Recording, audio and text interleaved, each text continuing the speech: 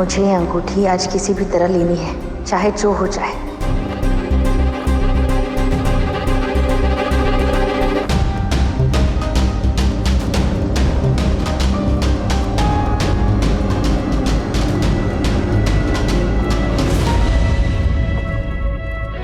तुम हो क्या, सही गलत, किस रूप में, क्या हो तुम? कभी मुझे मारते हो, कभी बचाते हो, कौन हो तुम? नहीं जानती तुम्हारा असली चेहरा। 21 साल पहले उन सपोलो के ब्लास्ट में तूने अपनी जान की कुर्बानी दे दी थी, लेकिन मेरी बच्ची, मैं हमेशा ये जानती थी कि एक ना एक दिन जरूर आएगा जहाँ तुझे जिंदगी में वापस जिंदा लेके आऊंगी। इसलिए तो मैंने तुम्हें इस बर्फ में रखा और इतने साल तक मैं उस नागलोक के द्वार के उस खजाने को खोलने की कोशिश करती रही, क्योंकि वहां है वो मंडला। आज नाग पंचमी की पहली रात है, पूरे चांद की रात, और आज की रात मेरी रात है। जिस मंडला को इन नाग लोगों ने इतने साल बंद करके रखा, अब वो मंडला बाहर आएगा और त्रिशा, और उसी मंडले से मैं तुझे वापस जिंदा करूंगी। बस 12 घंटे और, इससे पहले कि राघव को याद आए कि वो शेषनाग है और उसका ये पुनर्जन्म है, मैं उससे पहले ही राघव को उस खजाने का द्वार खुलवाऊंगी और मंडला को लेके आऊंगी।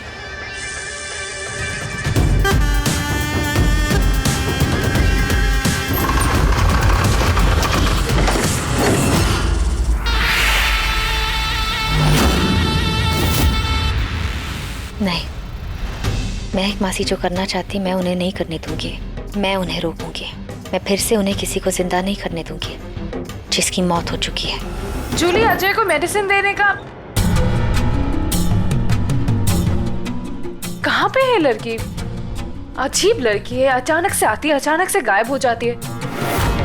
क्या कमरे की हालत बना के रखी है, सारे कपड़े बिखरे हुए इसके।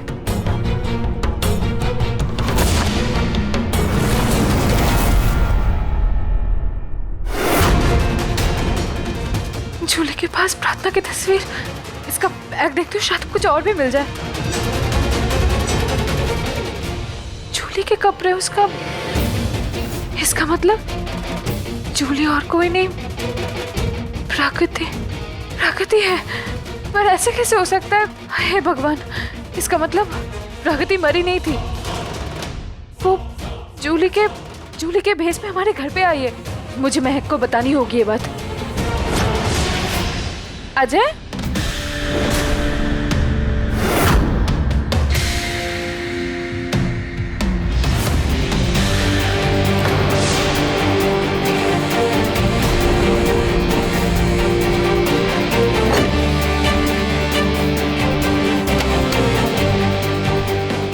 अजय तुम खुद व्हीलचेयर चला के यहाँ पे कैसे आ गए? क्या हुआ, शौक लगा?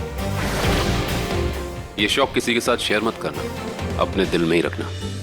तुम अपने पैरों पे खड़े हो, तुम बोल सकते हो।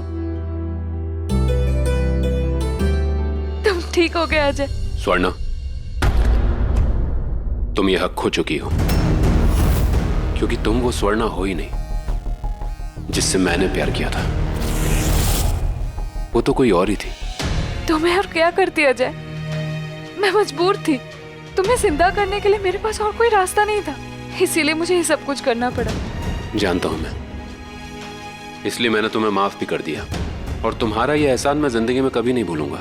लेकिन आई एम सॉरी, मैं तुम्हारे साथ कोई रिश्ता नहीं रख सकूंगा, क्योंकि मैं जब भी तुम्हारा ये चेहरा देखता हूं ना, तो मुझे इसमें कातिल नजर आता है, अपने खुद के भाई का, भाभी का, उसकी बेटियों का।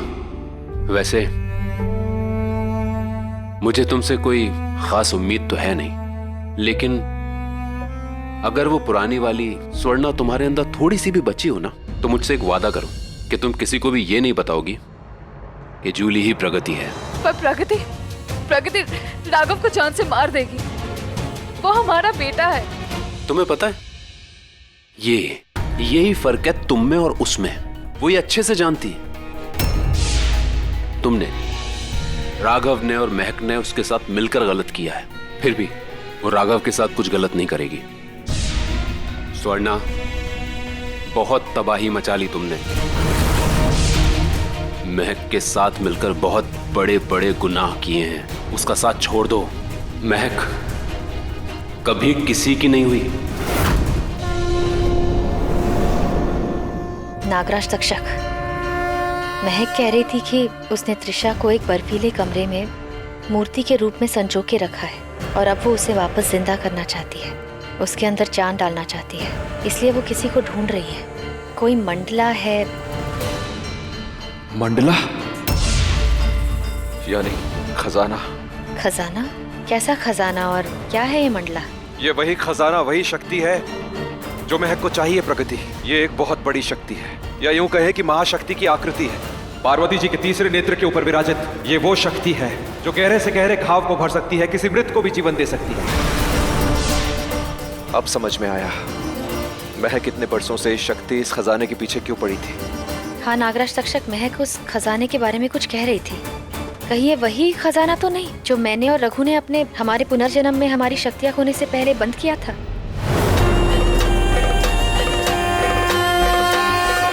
नागराज तक्षक, ये नागलोक की धरोहर है। इस पे हमारा कोई हक नहीं। क्योंकि अब हम शेषनाग और शेषनागिन नहीं, ना ही हमारे पास शेषनाग और शेषनागिन की शक्तियां हैं। जानता हूँ तुमने अपनी शक्तियों का, अपने पद का त्याग किया, अपनी मिट्टी, अपने देश, अपने देशवासियों को बचाने के लिए। तो क्या हुआ अगर तुम्हारे पास शेषनाग और शेषनागिन की शक्तियां नहीं? नागलोक के राजा और रानी अब भी तुम दोनों ही हो। अब भी तुम ही शिव वरदानी हो प्रार्थना। और जब तक तुम्हारा कोई उत्तराधिकारी नहीं आ जाता तब तक नागलोक की इस धरोहर, इस खजाने की रक्षा की जिम्मेदारी भी तुम्हारी है।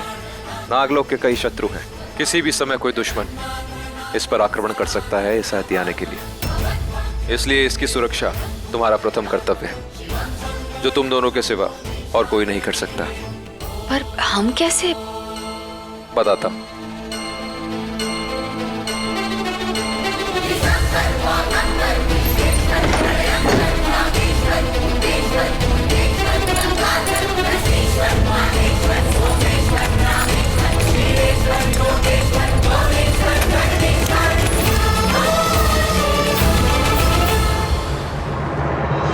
अब तुम दोनों को इस द्वार पर एक सुरक्षा कवच लगाना होगा, एक ऐसा सुरक्षा कवच जो तुम दोनों के रक्त से निर्मित होगा। और एक बार तुमने इस दरवाजे को अपने रक्त से बंद कर दिया तो उसे कोई नहीं खोल पाएगा सिवाय 3 लोगों के, तुम दोनों और तुम्हारा उत्तराधिकारी, तुम्हारा अंश या तुम्हारा कोई वंशज और उसका रक्त।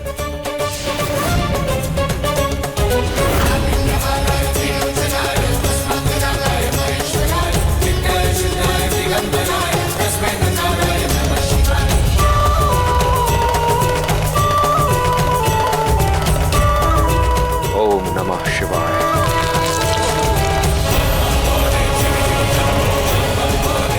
ओम नमः शिवाय। ओम नमः शिवाय। ओम नमः शिवाय। ओम नमः शिवाय। इति रक्षा कवचम संपूर्णम।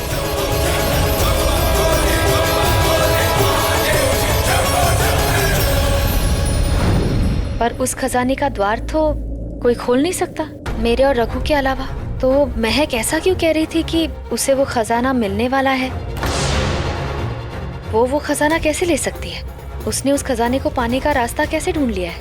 उस खजाने को तो सिर्फ मैं और शेषनाग ही खोल सकते हैं। कहीं ऐसा तो नहीं कि महक को वो मिल गया है जिसने शेषनाग का पुनर्जन्म लिया हो? ये तो मैं नहीं जानता प्रगति, लेकिन इतना अवश्य जानता हूँ कि इससे पहले महक उसे ढूंढे तुम्हें अपने शेषनाग तक पहुंचना होगा। पर मैं कैसे ढूंढूं उसे? अपने शेषनाग को पुकारना होगा, उससे मिलना होगा, उसे अपनी तरफ करना होगा। आज पूर्णमासी की रात है, यानी पूरे चांद की रात। आज की रात यदि एक शेषनागिन अपने शेषनाग को पूरे दिल से पुकारती है तो वो उसकी पुकार को अनसुना नहीं कर सकता। ये रात पूरे 100 साल में एक बार आती है। नाग पंचमी से पहले की इस रात को तुम्हें पूजा कर 1008 दीप प्रज्वलित कर पूरे दिल से अपने शेषनाग को पुकारना होगा। तुम्हारी इस आत्मा से निकली आवाज को सुनकर से आना ही होगा प्रगति। ठीक है, मैं ये पूजा करूंगी। मैं अपने शेषनाग को पुकारूंगी। हे शिव जी, दीजिए मेरा साथ, दीजिए मेरे हाथों में मेरे शेषनाग का हाथ।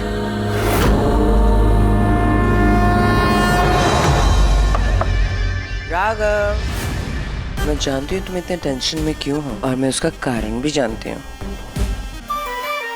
सुनो, मैं चाहती हूँ कि आज रात तुम मेरे साथ कहीं चलो, तुम्हें तुम्हारे सारे सवालों का जवाब मिल जाएगा। चलोगे ना मेरे साथ? ये भी कोई पूछने की बात है? चलो चलते हैं।